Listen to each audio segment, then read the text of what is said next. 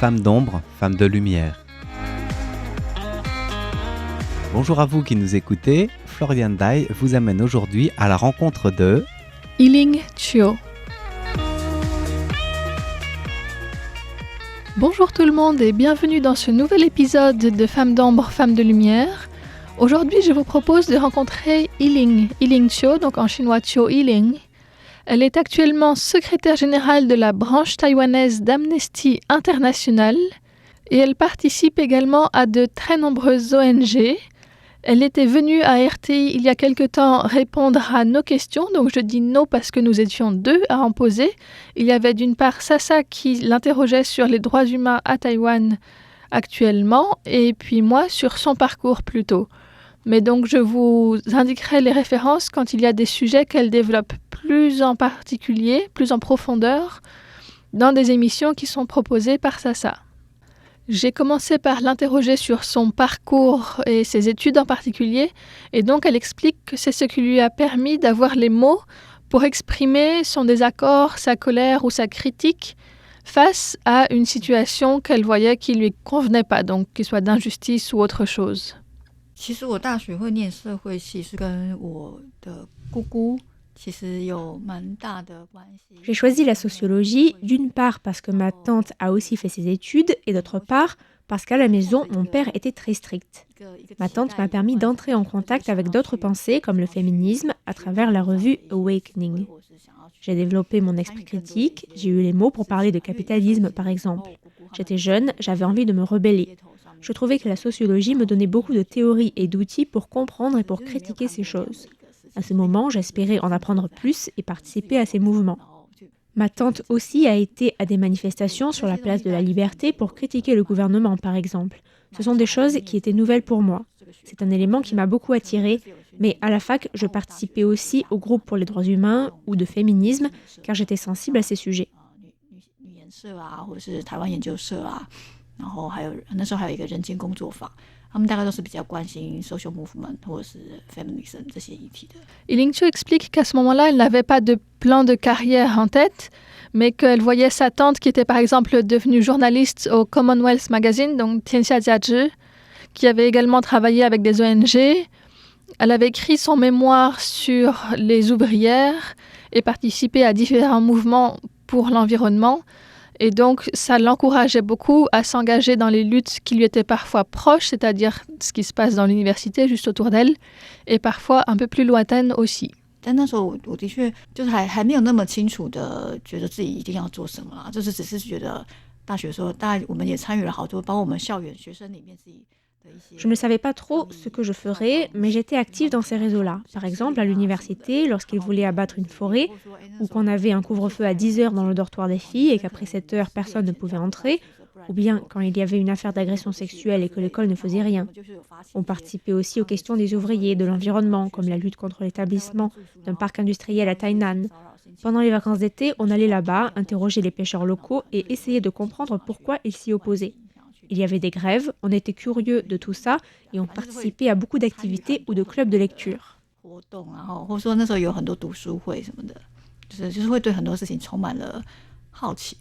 Le projet de parc industriel auquel Yiling Chio fait référence, donc qui aurait été pour construire surtout une raffinerie de pétrole, et le lieu envisagé était à Tainan, dans l'estuaire de la rivière Zhengwen. C'est un projet dont on a surtout parlé dans les années 2000. Et en fait, une des choses qui posait surtout problème, c'est que cet estuaire, c'était une zone marécageuse dans laquelle venaient hiverner les spatules à tête noire. Une sorte d'échassier, donc noir et blanc, qui est très rare, puisque en l'an 2000, il restait 800 spécimens encore en vie, dont les 2/3 passaient l'hiver à Taïwan.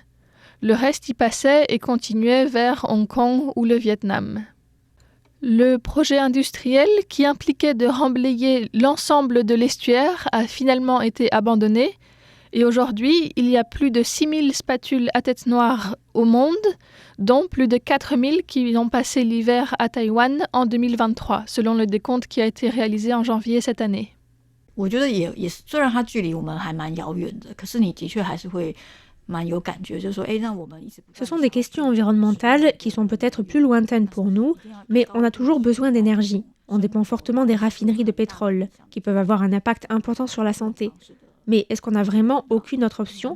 Est-ce que le développement économique est forcément basé sur ces industries très polluantes?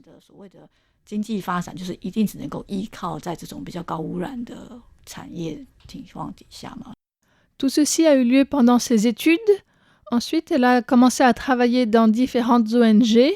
Et donc, je lui ai demandé si elle était restée sur les mêmes thématiques ou bien si elle pense qu'il y a d'autres choses qui sont plus urgentes maintenant à Taïwan, des sujets qui méritent toute notre attention actuellement.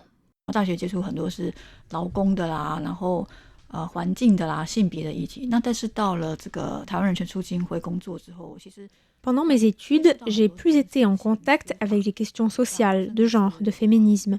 Ensuite, j'ai été plus en contact avec les questions de peine de mort, de réfugiés. Ce sont des domaines très différents.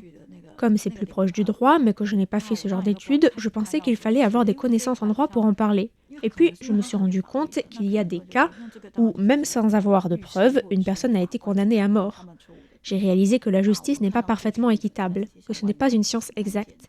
Souvent, on pense que ça appartient aux professionnels, qui ont fait des années d'études, passé des examens stricts, et que comme il faut être parmi les meilleurs pour en arriver là, on peut leur faire confiance et ils ne se tromperont jamais. En réalité, ce sont toujours des êtres humains. Ils peuvent aussi avoir des préjugés ou faire des erreurs. En regardant les cas des anciens condamnés à mort, on découvre qu'il y a des éléments qui ne sont pas toujours très clairs. Je me suis aussi beaucoup penchée sur les sujets des migrants à Taïwan qui arrivent sans papier. C'est quelque chose dont on parle peu. Pour la peine de mort, la plupart des gens pensent que ça ne les concerne pas, qu'il suffit de ne pas commettre de crime et que c'est bon. Pour les migrants, c'est pareil, ça nous semble très lointain. Mais en fait, c'est bien plus proche de nous que ce qu'on croit. Ce sont les thèmes qui nous intéressent le plus en ce moment dans la branche taïwanaise d'Amnesty International et dont on parle peu en général dans la société parce qu'on ne voit pas bien le lien avec notre vie quotidienne.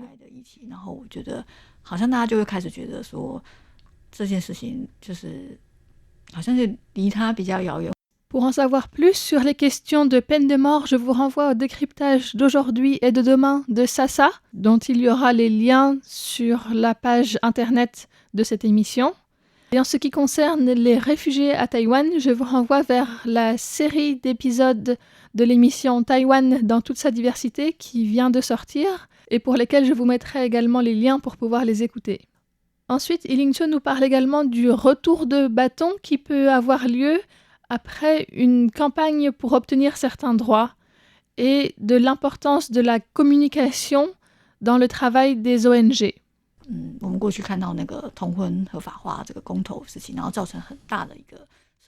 Quand il y a eu le référendum contre le mariage homosexuel, ça a créé une opposition forte dans la société qui, à mon avis, dure encore jusqu'à maintenant. On voit encore certains groupes qui clament que les personnes transgenres ne devraient pas jouir de certains droits fondamentaux. Par rapport à l'avortement aussi, beaucoup de personnes disent que les femmes ne devraient pas avoir cette autonomie, qui cherchent à limiter et réduire leur liberté. Certains voudraient réduire à 15 semaines le délai pour avorter, par exemple. Dans de nombreux domaines, on dirait que la société avance, mais certains droits reculent aussi. Ces groupes sont très nombreux et puissants. Ils prennent le nom de mouvement social et parlent même des droits de l'homme, des droits du fœtus ou de l'embryon. Ils reprennent tout ce vocabulaire, oui, ou les droits de la famille. Ce ne sont pas des sujets simples, où tout est blanc ou noir. Par exemple, avec la terreur blanche, des massacres ou des disparitions, il est alors facile de les dénoncer et de distinguer le bien du mal. Et tout le monde peut condamner ces actes. Mais quand on travaille dans les droits humains, pour certains thèmes, il faut prendre beaucoup de temps pour expliquer des concepts qui sont plus complexes. Je pense que c'est aussi notre travail aujourd'hui, d'éduquer sur ces questions contemporaines des droits humains. Rendre réellement accessible à tout le monde ces questions et leurs enjeux, dans toutes leurs nuances, demande aussi beaucoup de travail. Il faut savoir être clair et compréhensible, et c'est un travail à part entière.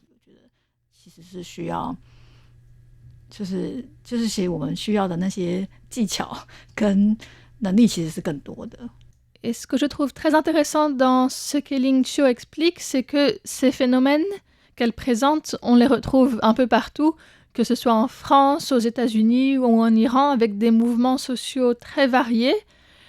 Et puis en retour de bâton, des réactions parfois vraiment très conservatrices qui sont assez puissantes et que l'on peut observer. Je pense par exemple au mouvement Black Lives Matter aux États-Unis qui a été très critiqué aussi. Et puis on peut penser également à ce qui s'est passé en Iran aussi avec des femmes qui ont lutté pour pouvoir enlever leur foulard et qui ont été réprimées aussi très durement. Donc on voit que ces phénomènes ne sont pas du tout spécifiques à Taïwan.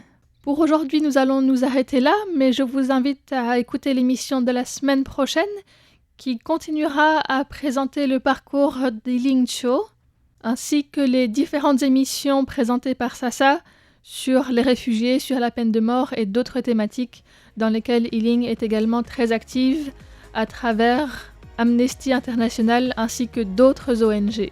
C'était Florian Dai pour Radio Taïwan International. Très bonne journée.